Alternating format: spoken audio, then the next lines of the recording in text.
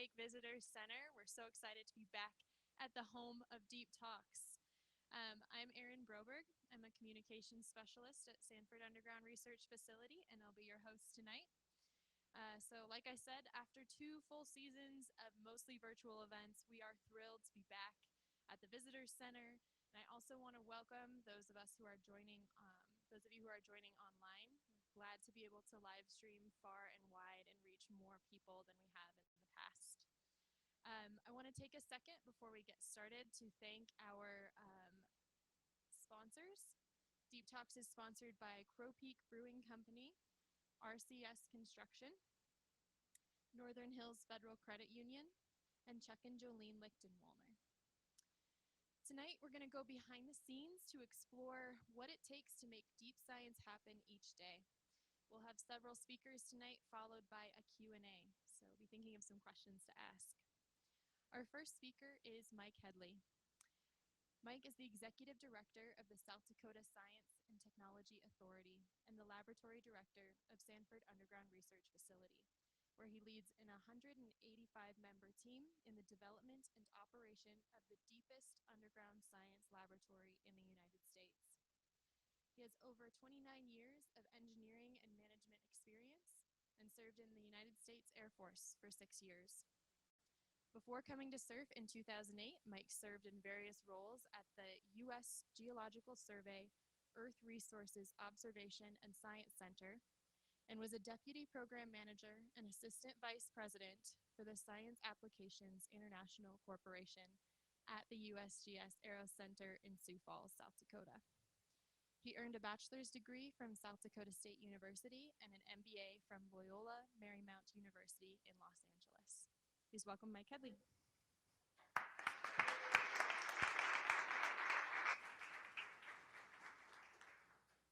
All right. We had our first all hands after 2 years of doing them virtually up at the lab last week, and I must admit we were a little shaky being in front of such a big crowd for the first time in a couple of years, but it's great to be back with Deep Talks here at the Visitor Center. And as Erin talked about, we've got, I think, a pretty interesting program tonight. It will not be, and be thankful for this, it will not be 45 minutes of me talking to PowerPoints. So it will not.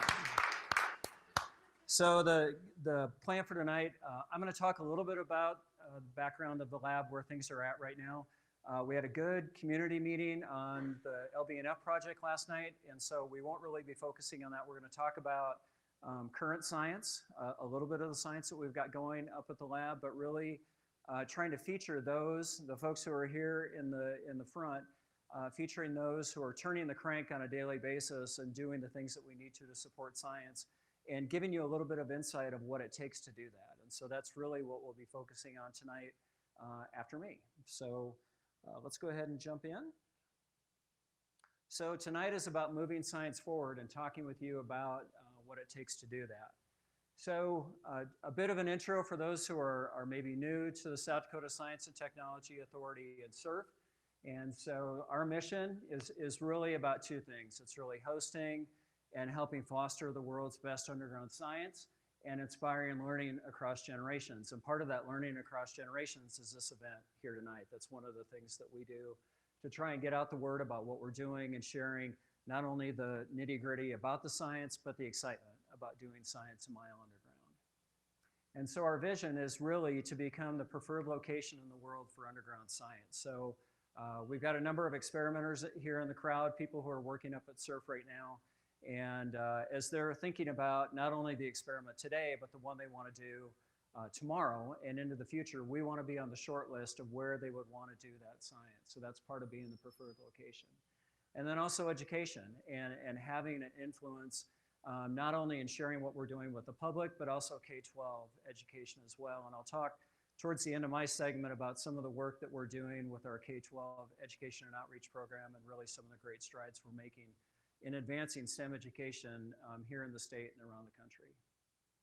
All right, so some background on the SDSDA and our scope and really what our mission is up at the lab. So currently we have 185 full-time and 15 part-time staff members.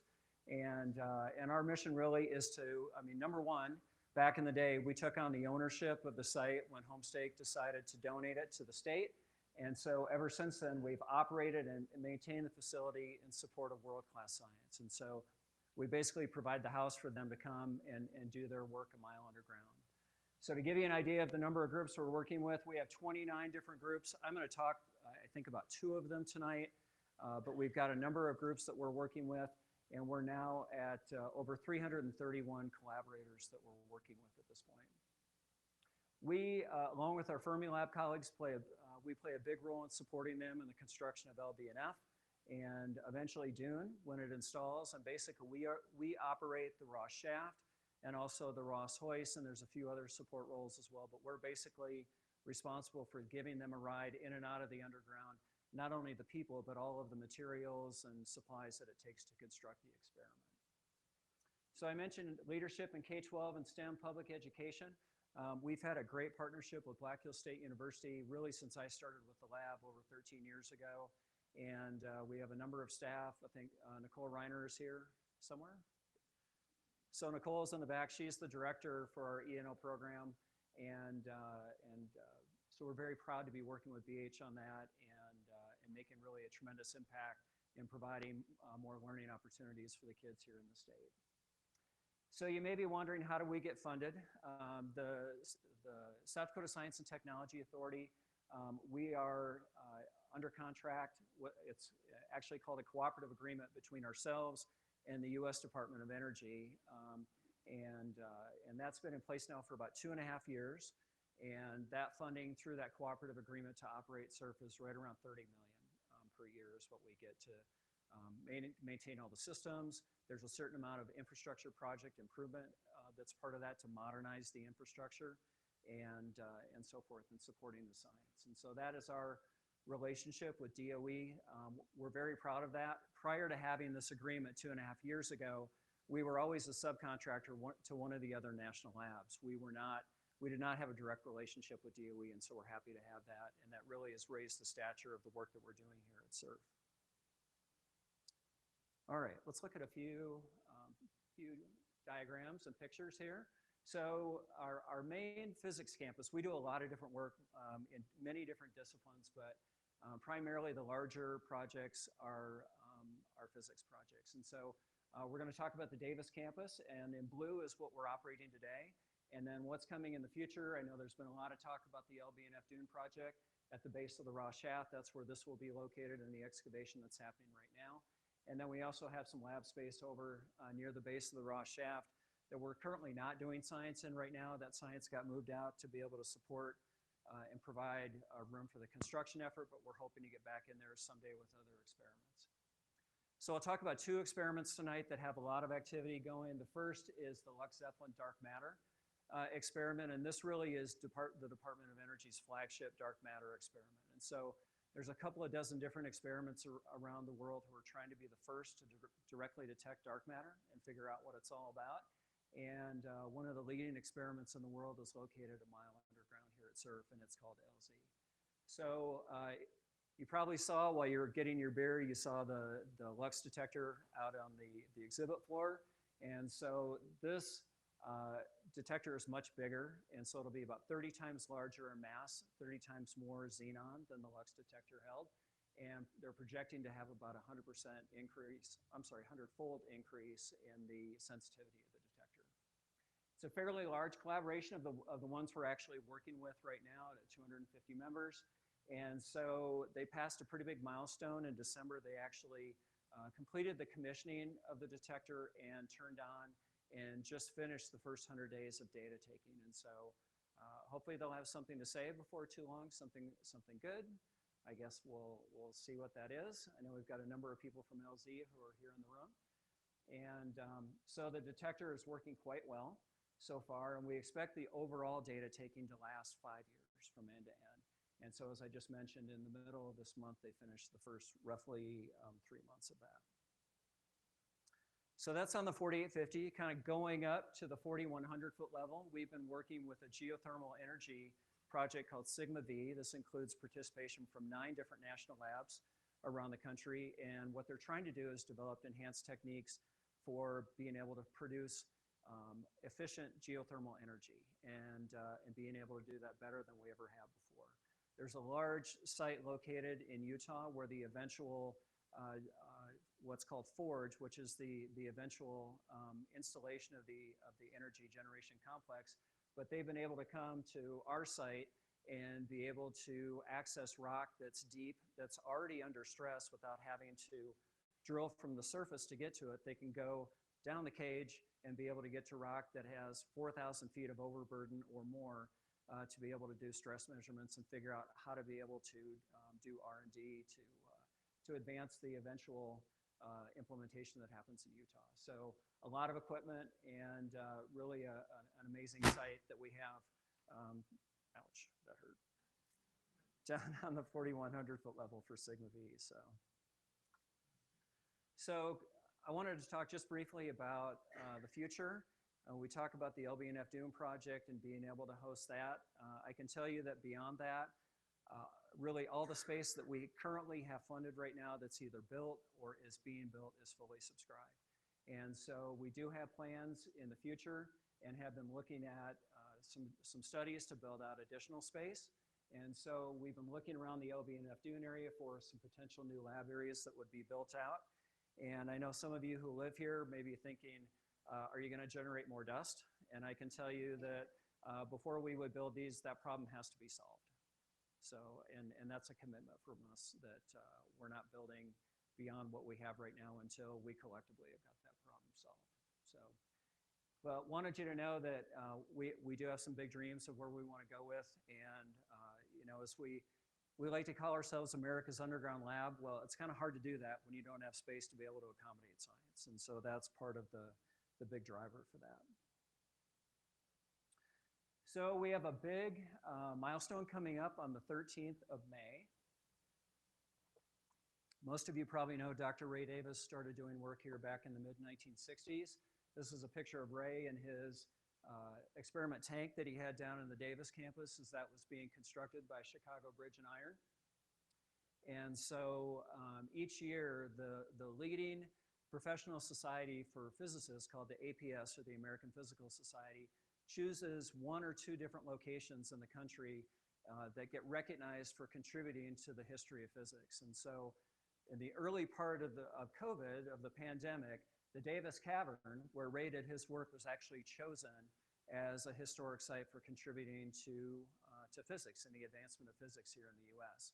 And because of COVID, we weren't able to do the dedication and unveiling of a plaque down on the 4850, and we have that planned now for the 13th of May. And if you, I'm sure we'll be putting out a press release on that before the event. Constance, correct?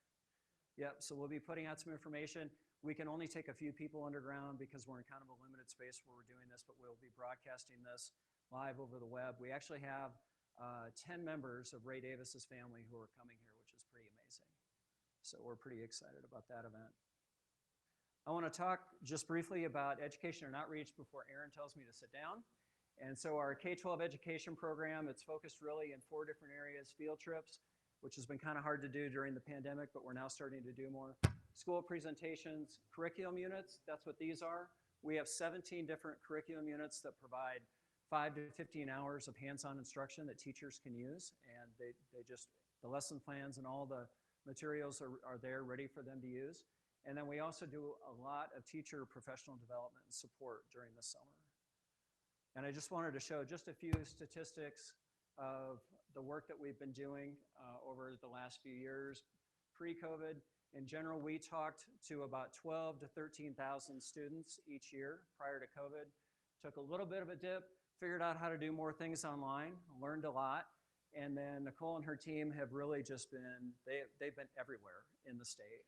And with a few more weeks to go, are already at 17,000 students that we've worked with in the state. And so that's pretty amazing. We're really happy to be out, you know, being a recognized leader in the state and helping advance science education and working with our kids in the classroom.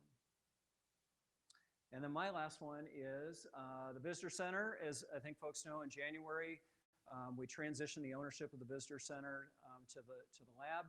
And I wanted to announce we've got new science displays out here on the floor that'll be installed in May. And we're working hard to kind of reimagine and put some really new, interesting things in our museum shop. And so I think as we go forward, we're going to want to have more of a focus on really unique STEM-related toys and games and activities and books and so forth, things that I don't think you're necessarily going to find in other areas around here in the hills. So a great resource for kids and adults alike. All right, Aaron, how are we doing? I'm behind already? Okay, good.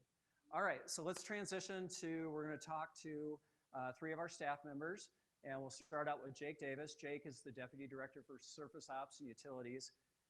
You could have chosen a longer title, I don't know how, but so Jake is going to talk with us first. And although that is Jake's current position, he has done a lot of work in helping LZ get assembled underground. So he knows a lot about the Davis campus and the Davis Cavern where LZ is, so we're going to talk about that. Our water treatment plant foreman, Ken Noren, will come up next, and then Yates Shaft director, or I'm sorry, we'll talk about the Yates Shaft with Wendy Straub, who's the director of hoists and shafts. So with that, Jake, if you want to come on up. So I mentioned Jake. I'll give him a little bit of an intro.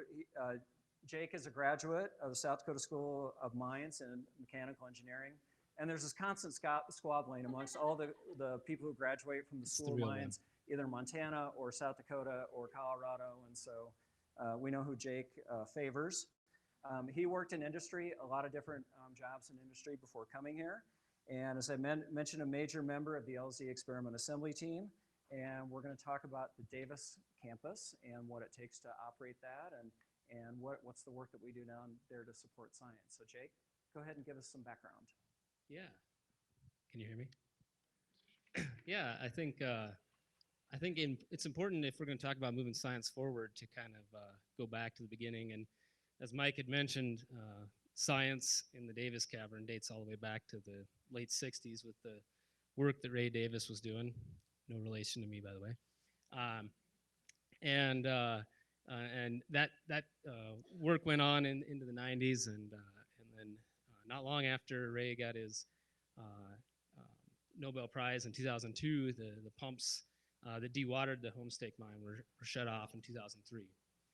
So 5 years later, after the authority was formed and dewatering activities were resumed, that's when the water level had reached a level of 4,529 feet. So as you can imagine from those figures, 4850 was now underwater, and the Davis Cavern was a giant fishbowl underground. So the dewatering activities resumed, and the 4850 was once again, dewatered, made dry, and by 2012, it was science-worthy again, and once again, a laboratory space. I've always found that fascinating, the history of the space and how long science has been going on in there. So then if we fast forward to 2017, as Mike had mentioned, that's when I came on board with the lab. I was hired in mechanical engineering role to help with the assembly of the LUX-ZEPLIN dark matter detector. I had no idea what that meant at the time, but it sounded pretty cool, so I came on board. So as I was asked to talk about this, and I was kind of pondering, what's a good way of describing the assembly process of this dark matter detector, some things that came to mind for me was we spent about 3.5 years building a physics ship in a bottle on the surface, and then we took that bottle underground and we put it in a slightly larger bottle. And so while I was working there, some of my primary duties were the hoisting and rigging of some of the different parts and pieces of the detector. I also got to do some welding. I'd love to claim that I did this all freehand, but we have an orbital welder down there, so basically you're doing TIG welding with a robot. So a lot of cryogenic piping and the xenon and the nitrogen that cools it has to be this type of stainless steel piping. Yep, this is actually a piece of the xenon circulation system for LZ. Don't tell any of the LZ folks in the crowd that I borrowed this just for tonight. So we built these systems, and after the assembly phase was kind of winding down, I moved into my current role in the Surface Operations and Utilities Department. I did not choose the title either. The Surface Operations and Utilities Department is responsible for many different aspects of operations at the lab. We do have a dewatering team that maintains and operates the pumps that keep the space that the science work is going on in dry. We also have a team of electricians that are working every day to maintain our electrical distribution systems, but also make sure that our science partners, any electrical needs that they have are met. We have a warehouse department that's taking care of all the shipping and receiving aspects. So whether it's a stainless steel bolt or a DD neutron generator, they're taking care of those types of things, shipping and receiving. And last but not least, we have some facility maintenance going on, both on the surface and underground. So I can finally talk about this video we have here. Yeah, let's talk about what Sarah's doing. Yeah. So the woman who's doing all the work while you're talking. Exactly. So the star of this short video is Sarah, our facility technician on the 4850. She may or may not be in the crowd. So anyways, what you're seeing in this video is some of Sarah's day-to-day activities, which here you have our chilled water system. Sarah does an excellent job of monitoring and maintaining these systems. We are supplying the chilled water to help cool some of the science experiment equipment, such as their xenon compressors or cryocoolers. We also maintain and monitor the different HVAC systems. As you can imagine, the cleanliness levels inside the science spaces need to be to a high degree, so we're using HEPA filters to keep the air clean. This here is our building management system called Metasys. This is a system we use to monitor and control those systems remotely. So if we have issues in the middle of the night, we can log in and get those corrected as soon as possible to try and keep any issues from lingering. So you're watching all the fans and the dampers and all the airflow so we have to be very careful about how much airflow goes into the space and the temperature of it and the amount of humidity. Yep. Because in general, we have, most of the time during the year, the water or the air coming down the shaft is like 80 or 90% humidity. And right around the corner, we need to have dried out that air up to like, what, 50, 60%? Yep. To make sure that it's dry enough so that we don't cause problems for the experiment. Yes, those things are all very important. And here, Sarah is working with some liquid nitrogen. So nitrogen is used both in the liquid state for cooling, also the gaseous state for purge gas. So she's moving an 1,100 liter mobile dewar right now that the LZ experiment uses to fill their liquid nitrogen distribution system. This is a weekly occurrence on Wednesdays. She's working on that and moving various other hand dewars around. Okay. And yeah, that's most of what I had to talk about. All right, very good. Thanks, Jake.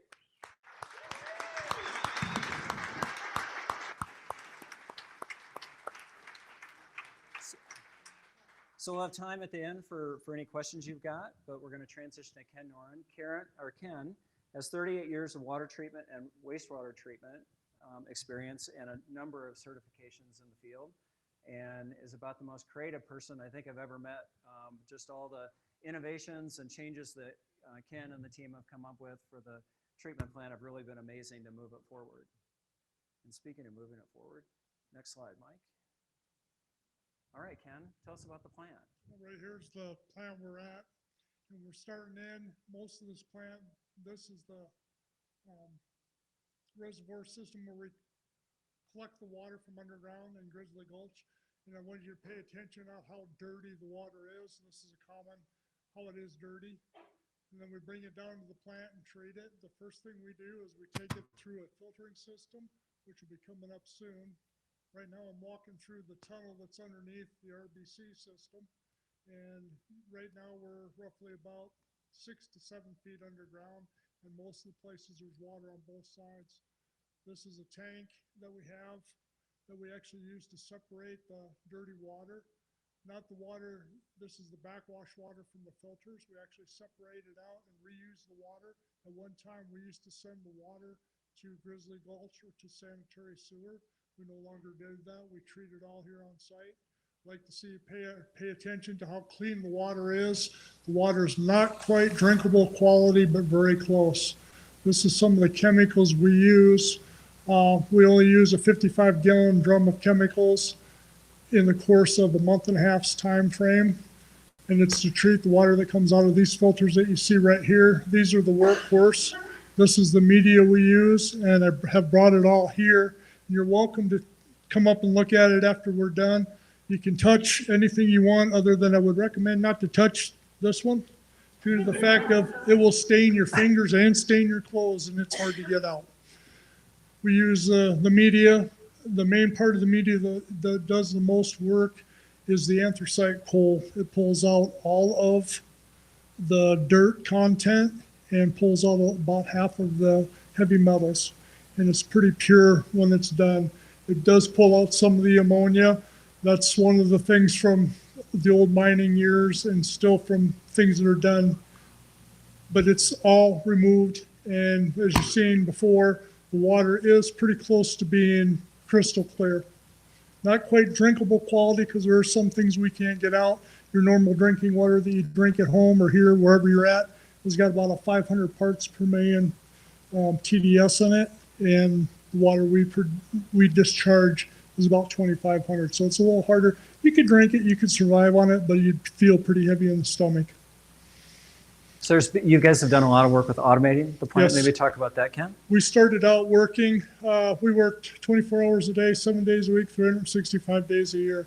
The screen you've seen prior to was the automation we went to. The plant is almost completely automated. There are a couple things that have to be manually done, and we like to watch. But to be truthfully honest about it, I have started one of the pumps on the 5,000 level, sitting in Texas on the beach, over my cell phone, just to see if I could do it. My goal and dream was to be able to run the place from sitting on the beach someplace and get paid to do so. The plant pretty much runs itself. If there's an issue or a problem, the plant will actually call the operator. And in certain situations, one of the gentlemen that's sitting in the front row, Marty, he was called many times by us because we had issues or problems, and he'd help us as an electrician. Though, as I say, the water coming through here, looks very clean, but this is only the first part of the step. It goes through another process, which is the RBCs, where a lot of the other heavy metals and ammonia is all removed there. And then it goes through a final polishing filter down below. The water quality is drinkable quality far as TDS, meaning dirt content. But according to the state regulations, we could actually discharge the dirtier water the way it looks, but it's not very friendly. It doesn't suit very well. It doesn't look very well. We want to go beyond that because other people, and I know of several places that do actually take the water we discharge, and it is their drinking water. So we want to do the best we can do. So tell me if I get this wrong. So it goes through a sand filtration first, right, Yes. to get out iron oxide, and then a biological process. That's the RBCs. Correct. And then sand filtering again. To take care of any other debris that we missed through the Yeah, process. and then it gets released. And then it gets released. I actually listened on your tour. Multiple tours. One of the main questions people ask is how long it does take for the water. To go from completely underground to be till the time it's discharged will take close to 48 hours. To actually run through the plant actually takes roughly about 8 to 12 hours. We've actually cut part of the process off in the last couple months. We've actually did a change. We are roughly, I'm going to say about 85% power free. We can actually run without power except for about 15 to 20% of the plant. And there are minor things that are run. They're little small pumps and maybe little chemical additions and stuff, but it's all minor pumps. Mainly lights right now is what runs. It's all on a gravity feed system that we're very happy to have running, and it has really saved a lot of effort and energy. All right. Anything else? Not really. Should mention before Ken sits down, our water treatment plant has won, hopefully I get this right, 12 consecutive awards for water treatment excellence from the state. So thank you, Ken, for the work your team does. The other thing is we've hit 9 billion gallons of water since we've been pumping, since we started up from our records. Yep. And we're past the 9 billion gallon mark, working towards the 10. What, 30, we calculated this, 35,000 Olympic swimming pools of Yeah. water have been treated. Yep, we actually treat on roughly right now the equivalent of 3 Olympic-sized pools every day. All right. Thanks, Ken.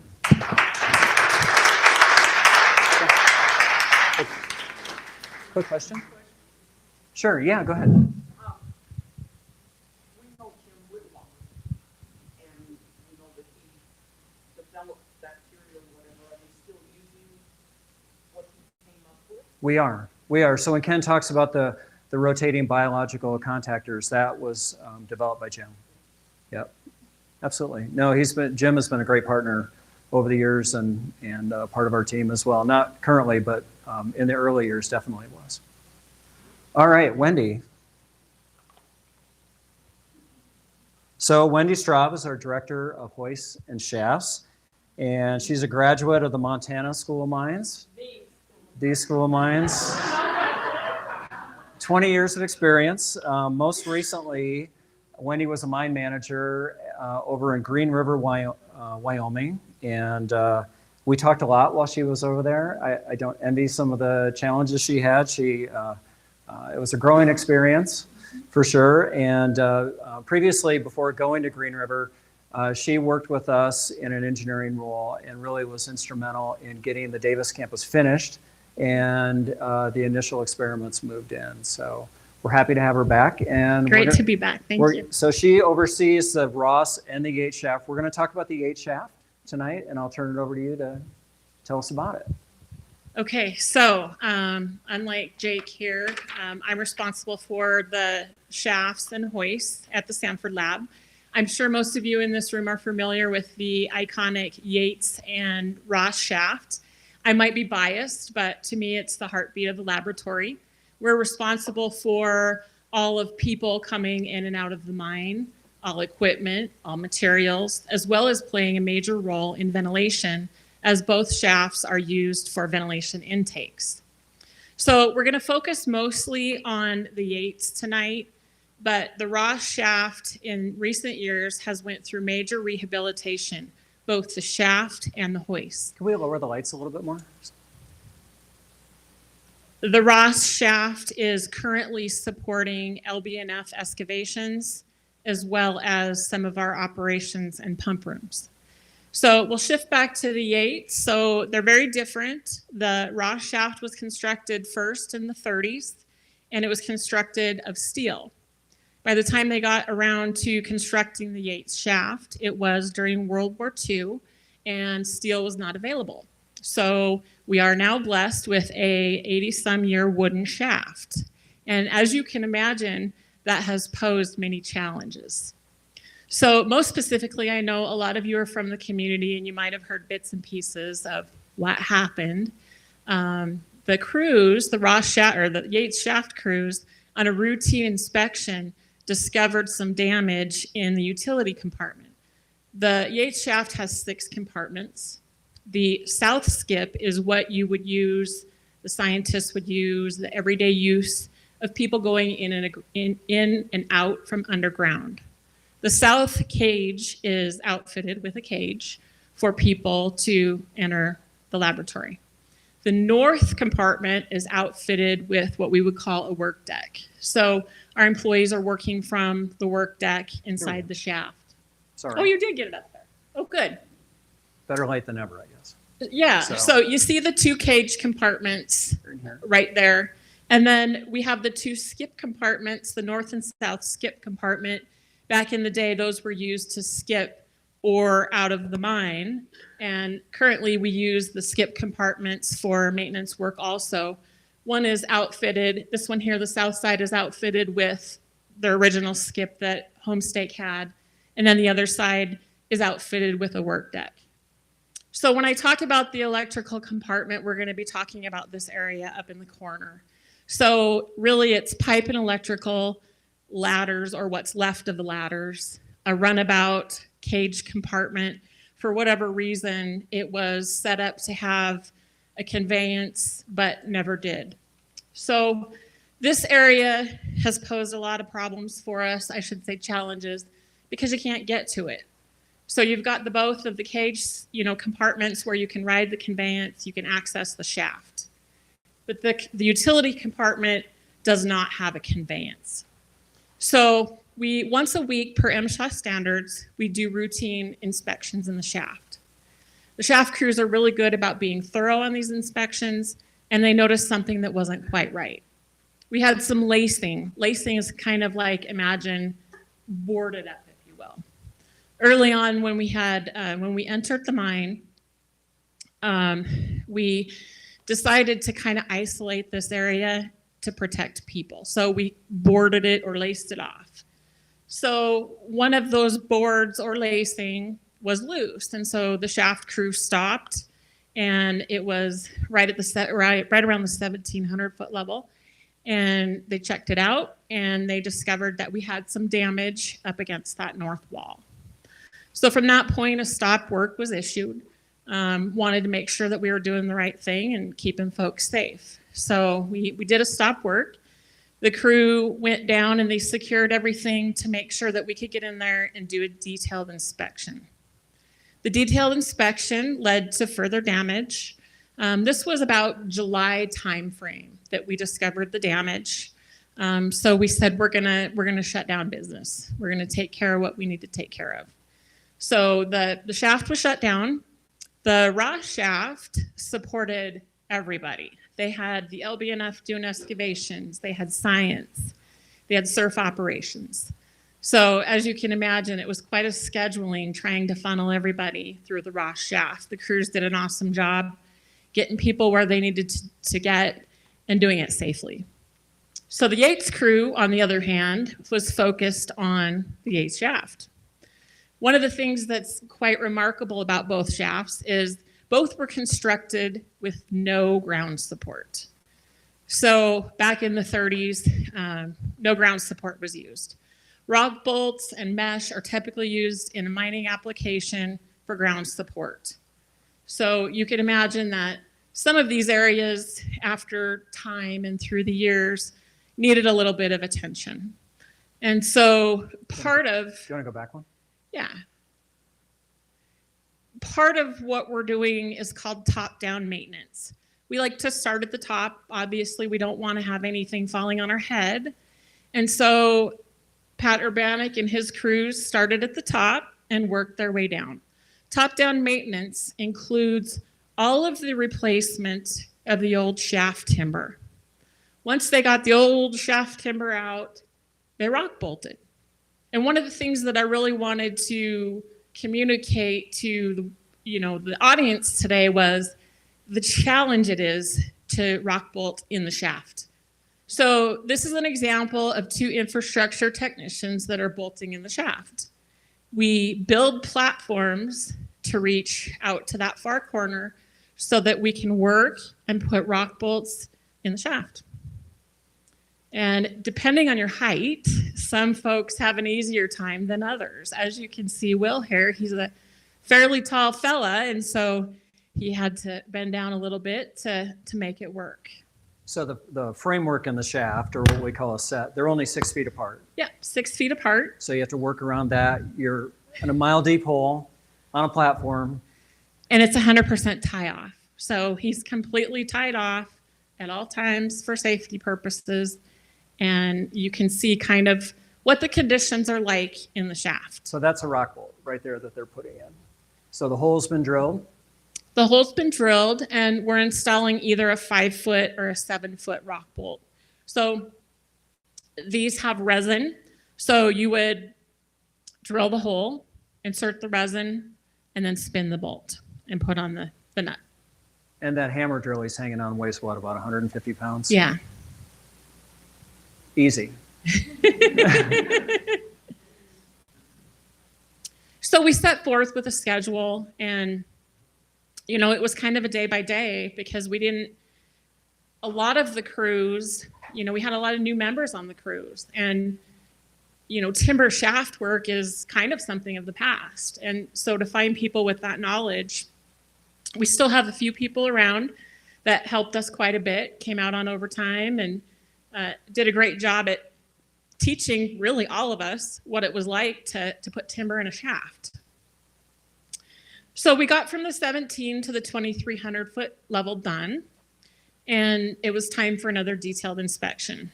So we were set to open in September. Science was chomping at the bit to go back to the 8 shaft. And lo and behold, the inspection turned up some pipe that was installed God knows how long ago. And God knows where it was anchored or where it was going. And so certainly we cannot have people working where we have, you know, these potential falling objects. So, you know, thank you to Mike and the rest of the management team. We were able to keep the shaft down until December. So went back and asked for another 3 months. Science did an awesome job working with us. FRA did a great job working with us. The Ross hoist operators, generally we staff the Yates hoist with 1 operator. In this configuration, we had a lot of folks coming out on overtime, putting 1 on the skip hoist and 1 on the cage hoist. So it was such a group effort. Pat did a great job working with purchasing and keeping materials. You know, in this day and age, sometimes materials are hard to get. We were able to work with the Sturgis Sawmill and Jacobs Welding. A lot of local vendors helped us, and we were able to meet our target of December. We meet the target, and we met it safely. So much good work by people. I can't even say thank you enough. So that was the closure that happened. We're back to business today. I'm happy to report. And we just got done with the engineering group led a feasibility study to do a complete strip and re-equip at the Yates shaft. So we're going through that process now. They've provided a rough, you know, basis of estimate that gives us an idea of what kind of funding we need to secure in the very near future for both the shaft and the hoist. So hopefully that will be upcoming very soon, right, Al? All right. So anyway, that's kind of a quick overview of the heartbeat of the lab. All right. Thank you. Thanks, Wendy.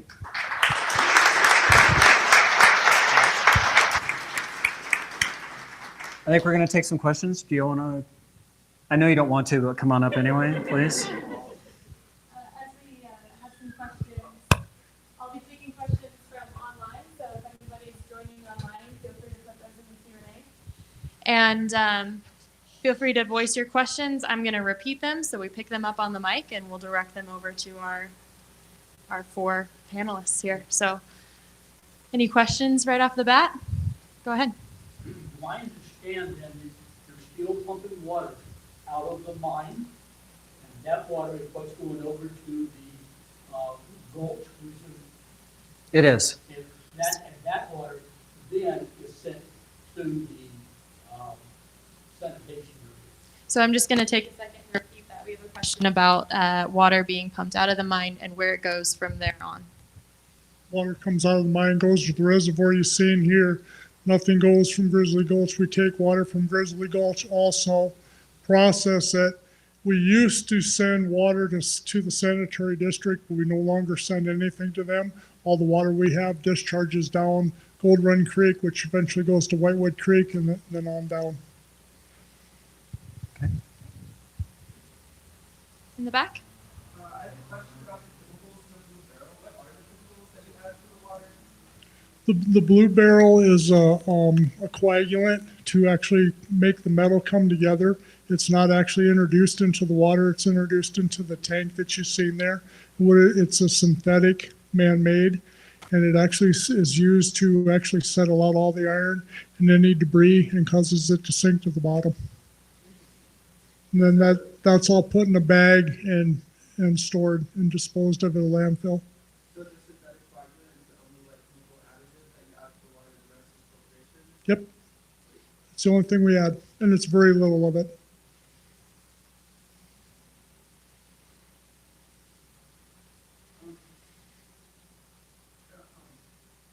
I'd like to get an idea of quality relation when you actually use the phrase water. How much of that is towards the safety in the anthropomorphic sense, and how much would actually be necessary in the mineral sense to do some of the work that you're doing, or the extraction, hold off on the anomaly. Ubiquitous nothing later. But, can you give me an idea of the relationship of safety within the accidental? How many concepts of quality of water do you recognize? So you did distinct the drinking ability. Do you want to talk about the quality of the water, Ken? The qualities, And I'm not asking you for drinkability, I'm asking you for natural levels that are used within the process of the fusion and reduction itself, within the necessity for sufficient reason in mind. So it's different from like a. you have to look at it as, we have to meet the standards for the state to discharge down in the creek. And the creek that's determined by the state. We actually discharge way below what the state requires, because we could actually have some of the water discharge and not actually cause a violation. But we clean it up to a lot better than what it's actually designed for. And the state's the one that regulates what we actually do and what we don't do. And then should be content, since this is a filtering place for people too, and by national code of my market restrictions in that part, then, I don't quite know how to set apart in water as a thing itself, doing the processes. Like the water that you see used in this drilling activity? Is that what you mean, or? Water they're using for the excavation, what they're using for that, versus how much was going on in the water? Well, the one that you're using for excavations is just minor. We don't even hardly even notice it from what we're pulling off from the underground. The actual mining stuff is not even a percentage. So our, What natural infiltration down, that we're pumping out, just to keep all the levels high. So this is an egress awareness. Okay, thank you. yeah, okay. Yeah, go ahead. There can be, I think you said 4,000 foot level, there's geothermal, Mhm. is that meet standards to support that material? And is there other places I think Jarrett's actually, he can answer this better than I can, our science director, but I think the main site is located in Utah, and we're hoping for additional research. The work that's happening there right now is set to wrap up later this year, but they are trying to get additional funding for additional R&D to support the main site. Jarrett, if you want to.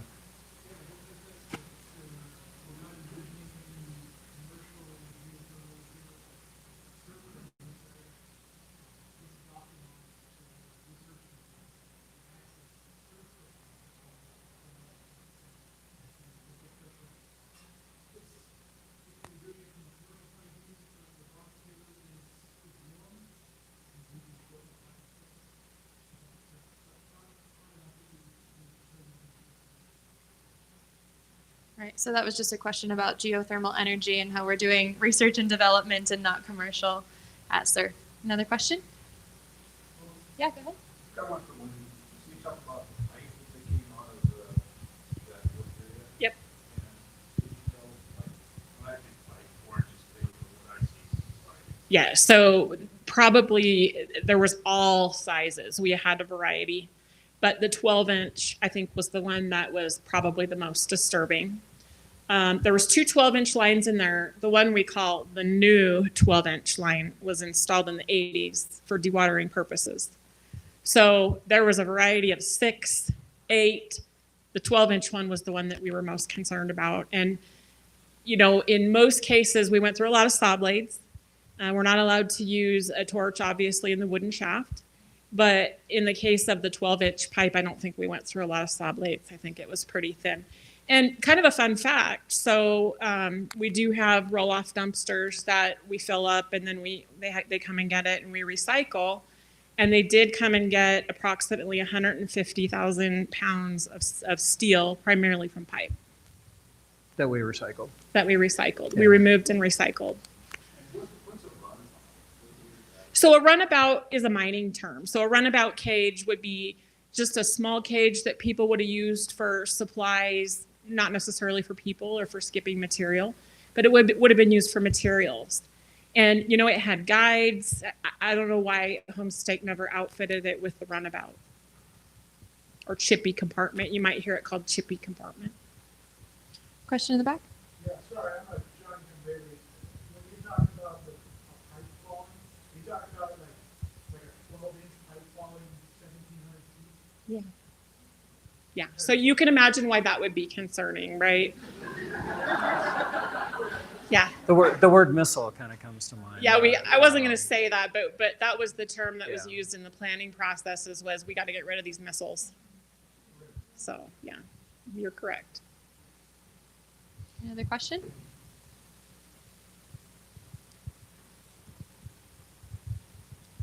I have a question, more for Mike. He and I were talking earlier, and you mentioned that there's a limited amount of space downstairs. Are there plans to expand that by dewatering? So the current space study that we did would develop additional lab space on the 48. Oh, I'm sorry. So the question was developing additional space. Would we need to go deeper to do that? More or less? Okay. And do de-water to do that. And so on that graphic I showed, I kind of pointed to additional lab space on the 4850 level. And so we don't need to de-water more to get to that. But we would like to go deeper longer term. We originally had plans to go to the 7400 a few years ago and would still like to do that. That's going to require dewatering to that point, which our water is about 6,150 feet right now. So we're a ways above that. But so we need to dewater to that point and then establish hoist and shaft capability to get down there because the lowest we can go right now is to the 5,000. So it's going deeper than the 4850 is a pretty big infrastructure investment. So we don't have I always say we don't have a funded requirement for that right now. So, but we have the capability to go deeper if we need to, if we want to. We had another question in the back, and then we'll get to these two in a sec. Thank you. There's a kindness in South Dakota I've never experienced before. So in my place of maintenance there, that's where you either go for the So my question is, I'm trying to wrap my head around the tour de force or something that's actually going on. So if I even get a hunch of the other than the 6%, that can't be in a law of contradiction. So you're still trying to get some matter and, you know, the kind of the anomaly of heavens forbid even pretend a different paradigm shift for a hypothesis. So I'm trying to see what you're actually trying to interface and you see what I'm saying? Sounds like something we need a scientist up here to Jarrett. answer, but Jarrett, Mark? Well, I'll take a run at it. Yeah. And I may be thinking of this too simplistically, but as I mentioned early, we work with experiments in a number of different domains, whether it's certain types of physics, looking at dark matter or neutrinos, or whether it's biology. And each one of these fields has the questions they're trying to answer and the theories that they have of how those questions may be answered. And so from what comes from that is these experiments that get designed in an effort to try and answer those questions. And what I always tell people is, well, when you answer the questions, everything will be great, we'll know everything, and that is never what happens. So what happens is we try something, we learn hopefully a lot of things, and then there's hundreds of new questions that now that we have a little more knowledge, that we try and figure out what's next. And and a lot of the physics experiments really are at the fundamental questions of how is the universe put together, if I can state it that way. Poking on. Yeah. Where the substance material or stuff, whatever. But just real quick, so the proposal was to present a general forum for science. It didn't have a teleological finale to it. So it was an all kind of novellas to certain type of disciplines. And Yeah, the Great Seal of South Dakota. well, why not build it here, right? So I think, the lab for a number of decades was first thought of as a lab back when Ray Davis started doing his work in the mid-'60s, and the science community came to realize this could be a great resource for doing research underground. And so it's been kind of a long, interesting, fun and not so fun periods along the way to get from back when Ray did his work to where we are now. But I'm sorry? And I think we had Okay. another question from Bryce. Anyhow, Bryce, yes. Yeah, just us in this role are good without you, Jake, because he hasn't been asked. Can I give Jake a question? So we'd like to know, say about your favorite utility. So the question is, Jake, what is your favorite utility and why?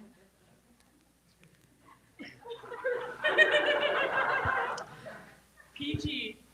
First of all, I appreciate you looking out for me, Bryce. A fellow School of Mines graduate from the real School of Mines. I'm going to have to go with our electrical team and our electricity. And why? 'Cause Sorry, that was the second half of the question. So. that is true. Good point. I would have to say, what would we do without it? Keeps the lights on, for sure. It does. All right. That's very deep, Jake. Thanks, Bryce. Thanks. I think I saw Jeff Barthel has a question, but he might have left. Oh, all right. Okay. All right. I've got one. All right, Chad. So we've heard about the South Dakota School of Mines, Montana School of Mines. Can you tell us a little bit about the school that you hail from?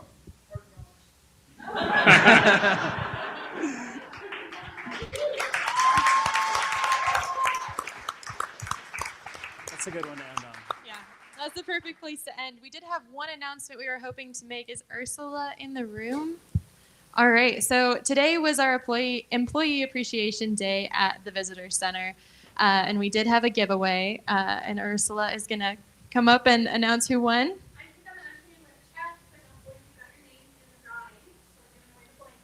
Okay.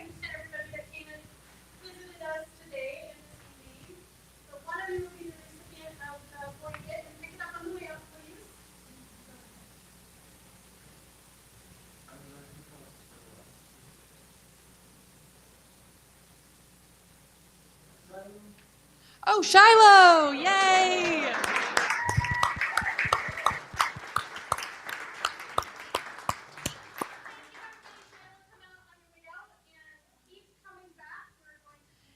Yeah, so I'm just going to say we have next month is our final deep talks of the season before we start again in the fall. So on Thursday, May 12th, we'll be back here in the Visitor Center.